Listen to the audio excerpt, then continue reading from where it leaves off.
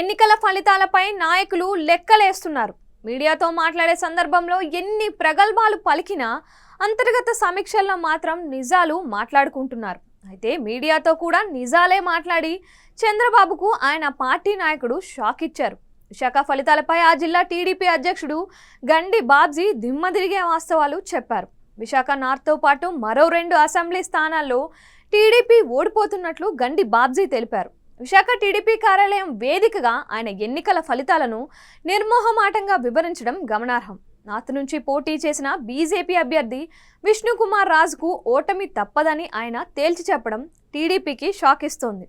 అలాగే మరో 2 స్థానాల్లో ఓటమి తప్పదు అన్నారు. గత ఎన్నికల్లో రాష్ట్రం అంతా వైసీపీ గాలి వీచిన విశాఖలో మాత్రం బొక్క బోర్లా పడింది. విశాఖలోని 4 అసెంబ్లీ స్థానాల్లోనూ టీడీపీనే గెలిచింది. అలాగే గత ఎన్నికల్లో విశాఖ జిల్లాలో కేవలం 2 స్థానాల్లో మాత్రమే వైసీపీ విజయం సాధించింది. విశాఖ ఎంపీ ఎన్నికల్లో మాత్రం జనసేన అభ్యర్థి సిబిఐ మాజీ అధికారి లక్ష్మీనారాయణ ఓట్లు చీల్చడంతో వైసీపీ గెలుపొందింది. ఈ నేపథ్యంలో అధికారంలోకి వస్తామని టీడీపీ కూటమి ఉధృతంగా ప్రచారం చేసుకుంటున్న తరుణంలో విశాఖలో 2-3 స్థానాల్లో టీడీపీ ఓడిపోతుంది అని ఆ పార్టీ జిల్లా అధ్యక్షుడు చెప్పడం చర్చనీయాంశమైంది. బాబ్జీ మాటలు చంద్రబాబు వింటే అంతే సంగతులని నెటిజన్లు వెటకారిస్తున్నారు.